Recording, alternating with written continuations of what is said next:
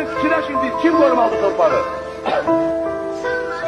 Bütün hamının anası da, başlı da, namusu da, gayreti de bu torpaktır. Bu torpaktan kim kalacak? Merdi meydana kalacak. Mekanın cennet, cennet olsun oğul. Qəbrin nurla, nurla dolsun oğul. Mekanın cennet, cennet olsun oğul. Qəbrin nurla, nurla dolsun oğul.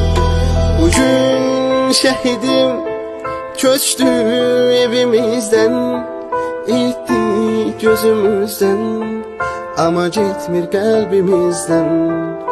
Bugün yine vətən ağlayır. Sen uyu şehidim, sen uyu mezarda. Mekanın cennet, cennet olsun oğul. Qəbrin nurla, nurla dolsun oğul.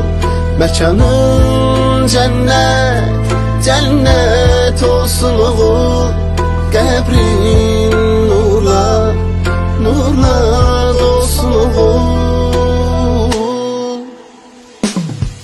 Ana ağlama, qara bağlama, oğlun şehit oldu.